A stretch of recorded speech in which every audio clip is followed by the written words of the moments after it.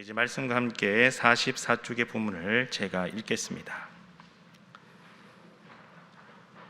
바울은 다시는 긴장과 어려움 중에 고린도 교인들에게 나아가지 않겠다고 합니다. 이어서 바울은 근심하게 한 자를 사랑과 용서로 대하라고 고린도 교인들에게 권면합니다. 바울은 징계를 받은 자나 지나치게 위축되거나 슬픔에 잠길까 봐 염려합니다. 만일 그렇다면 이는 오히려 사탄에게 좋은 기회를 주는 것이라고 합니다. 그래서 근심하게 한 자에게 사랑을 보이라고 권고합니다. 그리고 하나님 앞에서 그리스도의 향기로 살아갈 것을 권면합니다. 아멘. 네, 오늘 본문 고린도후서 2장은 바울이 고린도 교회의 분쟁을 일으킨 사람들을 용서하고 품어줄 것을 권면하는 장면이 기록되어 있습니다. 그리고 모든 성도들에게 그리스도의 향기가 가득하기를 소망하는 내용이 오늘 고린도후서 2장의 내용입니다. 본문을 전체적으로 세 부분으로 나누어 보면 1절에서 4절까지의 말씀은 고린도 교회를 직접 방문하고 싶었지만 그럴 수 없는 상황일지라도 고린도 교회를 향한 바울의 넘치는 사랑을 강조하고 있습니다. 그리고 5절에서 11절까지의 말씀은 고린도 교회의 분쟁을 일으킨 사람들을 용서할 것을 권면하고 있고, 마지막으로 12절에서 17절까지는 드로아에서 복음을 전하게 된 바울이 디도를 만나지 못한 것이 아쉬웠다라고 하는 고백과 함께 바울의 사도직은 하나님께로부터 부르심을 받은 것이며 그러기에 순전함으로 복음을 전하는 자신의 사도직이 마땅하다, 정당하다라고 주장하고 있습니다. 그러면 오늘 본문을 통해 세 가지 기도의 제목을 함께 나누고 기도하겠습니다. 먼저 첫 번째 기도의 제목은 넘치는 사랑으로 충만하게 하소서라고 기도하겠습니다. 넘치는 사랑으로 충만하게 하소서라고 함께 기도하겠습니다. 다 함께 본문 4절의 말씀을 읽겠습니다. 4절 한 절의 말씀입니다. 시작. 내가 마음에 큰 눌림과 걱정이 있어 많은 눈물로 너희에게 섰노니 이는 너희로 근심하게 하려 한 것이 아니요 오직 내가 너희를 향하여 넘치는 사랑이 있음을 너희로 알게 하려 함이라. 아멘. 본문을 보면 바울인 고린도 교회 성도들에게 이 고린도 후서라는 편지를 기록할 때에 많은 눌림 그리고 걱정이 가득하였다. 그래서 많은 눈물로 이 편지를 기록하였다라고 고백하고 있습니다. 그래서 바울은 이 본문을 기록하면서 이제 이 고린도 교회 안에 갈등을 일으킨 사람들을 기억하기 시작합니다. 사실 이 고린도 교회에는 여러 분파로 나뉘어서 서로 다투는 갈등, 이 분쟁의 아픔이 많았던 교회였습니다. 그래서 바울은 이전에 이 고린도 교회를 한번 방문하여서 이 갈등을 일으킨 사람들을 준엄하고 질책하고 징계하였지만 또다시 들리는 소식은 그 갈등이 더 커졌다라고 하는 안타까운 소식이었습니다. 이런 상황 가운데서 바울은 재차 빠른 시일 내에 이 고린도 교회를 다시 한번 방문하고자 했지만 예기치 못한 여러 일들로 인해 차일피일 그 방문이 미루어지게 되었던 것이죠.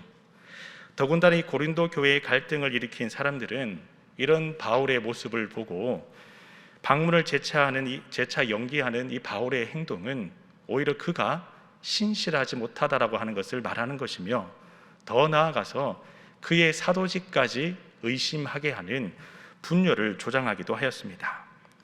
만약 이러한 상황 가운데서 바울이 다시 고린도 교회를 방문하게 된다면 이전과 같이 다시 한번 더욱더 그 갈등을 일으킨 사람들을 향해 모질게 질책하고 징계할 수도 있었을 것입니다.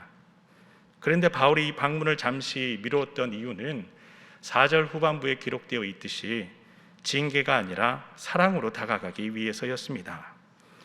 여기서 중요한 점은 사람을 변화시키는 것은 징계, 지적과 가르침이기에 앞서서 사랑이다라고 하는 것입니다.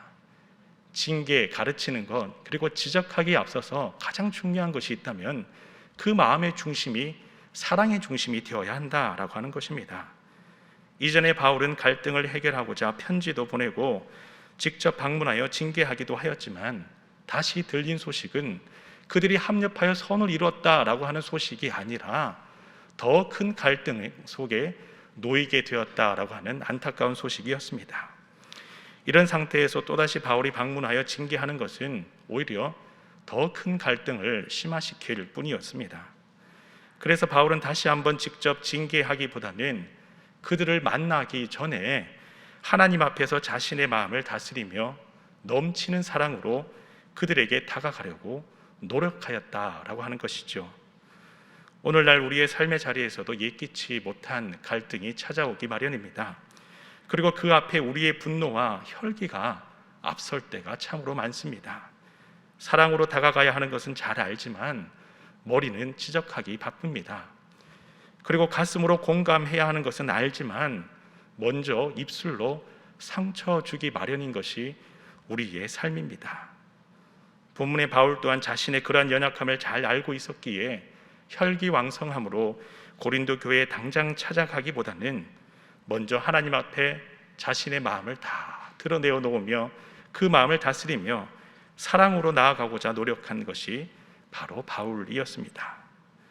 그래서 이 새벽자단에서 기도하실 때에 하나님, 우리의 삶의 자리에 갈등이 있을지라도 그 갈등을 해결함에 있어서 지적과 가르침이 아니라 먼저 사랑으로 다가갈 수 있도록 역사하여 주시옵소서 기도함으로 하나님의 사랑으로 우리를 위해 말없이 그 십자가에 달리시고 죽기까지 사랑하신 그 하나님의 사랑으로 하나님의 지혜로 그 갈등을 해결하는 여러분 다 될 수 있기를 간절히 소망합니다. 다음으로 두 번째 기도의 제목은 직분을 감당함에 있어서 자발적인 헌신과 깊은 사랑의 섬김이 되게 하소서라고 함께 기도하겠습니다. 직분을 감당함에 있어서 자발적인 헌신 그리고 깊은 사랑의 섬김이 되게 하소서라고 함께 기도하겠습니다. 다 함께 본문 8절의 말씀을 읽겠습니다. 시작. 그러므로 너희를 권하노니 사랑을 그들에게 나타내라. 아멘. 본문에서 바울은 이 고린도 교회에서 갈등을 일으킨 사람들에게 사랑을 나타낼 것을 강조하고 있습니다. 여기서 주목할 점은 권하노니라고 하는 단어입니다.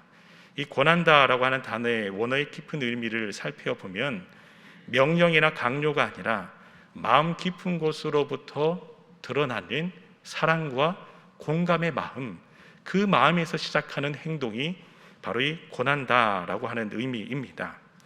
분명 갈등을 일으킨 사람들은 그 잘못에 대해 책임을 지는 것이 마땅합니다. 그러나 더욱더 중요한 점은 그 진심 어린 뉘우침이 있을 때에 그 뉘우치는 갈등을 일으킨 자들을 다시 받아줄 수 있는 공동체, 그리고 구성원들이 그들을 품어줄 수 있는 사랑, 이 두 가지가 있을 때에 그들에게 진정한 변화가 찾아온다라고 하는 것입니다. 만약 부모가 자녀들의 잘못을 지적하기만 하고 그들을 품어주지 않는다면 그 아이는 바르게 성장할 수 없는 법입니다. 영적으로 우리 하나님께서 만약 우리의 회개를 받지 않으시고 용서하지 않으시며 그저 심판만 하시기만 한다면 우리의 신앙이 얼마나 허무하겠습니까? 하나님께서는 진심으로 통회하는 자를 멸시하지 않으시고 한없는 사랑으로 품어주시기 때문에 아무리 큰 죄인일지라도 하나님 앞에 나아올 때에 하나님의 평안과 평강이 임하는 것 아니겠습니까? 오늘 본문의 바울 또한 징계하기에 앞서 진심 어린 마음으로 뉘우친 사람들에게 공동체를 향해 그들을 용서하고 품어주는 하나님의 사랑을 강조하듯이 우리 신일교회 성도 여러분들이 바로 이러한 하나님의 사람 되시기를 간절히 소망합니다. 그 마음 가운데 이러한 마음으로 섬기며 헌신하며 베풀어주며 품어주고 안아줄 때에 합력하여 서원을 이루며 말씀을 따라 살아가는 우리 신일교회 성도 여러분 다 될 줄을 믿습니다. 아멘. 마지막으로 세 번째 기도의 제목은 하나님을 사랑하는 그리스도의 향기가 가득하게 하소서라고 함께 기도하겠습니다. 하나님을 사랑하는 그리스도의 향기가 가득하게 하소서라고 함께 기도하겠습니다. 다 함께 본문 16절 한 절의 말씀을 읽겠습니다. 시작. 우리는 구원받는 자들에게나 망하는 자들에게나 하나님 앞에서 그리스도의 향기니. 아멘. 본문에서 바울은 자신을 하나님 앞에서 그리스도의 향기임을 고백합니다. 여기서 이 향기라고 하는 단어인 히브리어 유오디아라고 하는 단어는 구약 성경에 기록된 단어입니다. 이 구약 성경에서는 희생 제사를 가리킬 때 주로 이 단어들을 사용했습니다. 특히 이 번제물을 하나님 앞에 드릴 때에 그것이 곧 여호와께 향기로운 향기니라, 냄새니라 라고 하는 단어가 문장이 레위기에 많이 기록되어 있지요. 그래서 바울이 자신을 표현할 때에 그리스도의 향기다 라고 하는 이 의미는 자신은 하나님 앞에서 온전한 번제물이 되어서 하나님께 바쳐진 인생이다 라고 하는 것을 의미합니다. 바꾸어 말하면 하나님께서 나를 부르셨기에 나는 번제물과 같이 죽고 하나님을 위해 살기로 다짐한 하나님의 사람이다, 하나님의 사도이다 라고 하는 것을 강조하는 것입니다.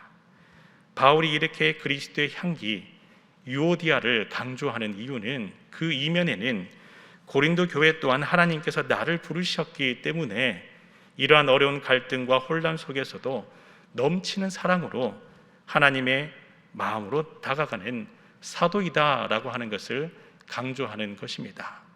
고린도 교회 안에 갈등을 일으킨 사람들이 바울은 하나님께서 부르신 사도가 아니다, 그의 사도의 성을 의심한다 할지라도 바울은 아니다, 나는 하나님께서 부르신 사도가 맞다, 우리 모두가 그리스도의 향기다 라고 강조하는 것은 하나님께서 부르신 사도로 이 고린도 교회의 파송을 받아 하나님의 마음으로 사역하고 있는 것이 바로 나이다 라고 하는 것을 그 이면에 강조하는 것입니다.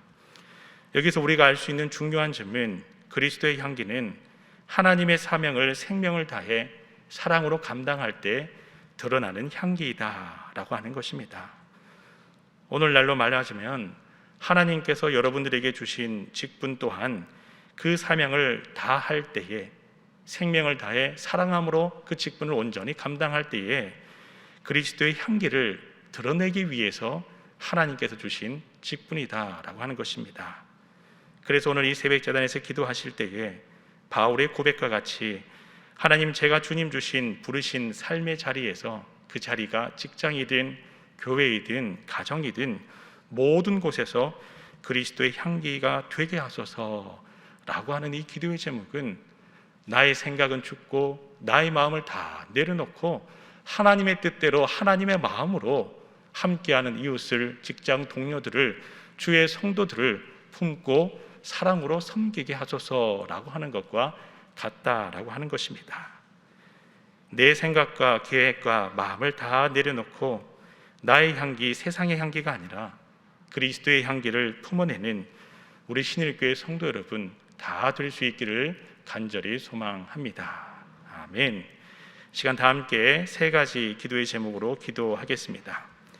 먼저 첫 번째 기도의 제목은 넘치는 사랑으로 충만하게 하소서라고 기도하시고, 두 번째는 자발적인 헌신과 깊은 사랑의 섬김으로 직분을 잘 감당하게 하소서라고 기도하시고, 세 번째는 저의 삶이 그리스도의 향기가 되게 하소서라고 기도하시고, 세계 각지에 흩어져 선교하시는 선교사님들을 위해, 그리고 위임 목사님을 위해 여러분 각자의 기도의 제목으로 기도하신 후 돌아가겠습니다. 함께 기도하겠습니다. 주여 믿습니다. 주여 믿습니다. 주여 믿습니다.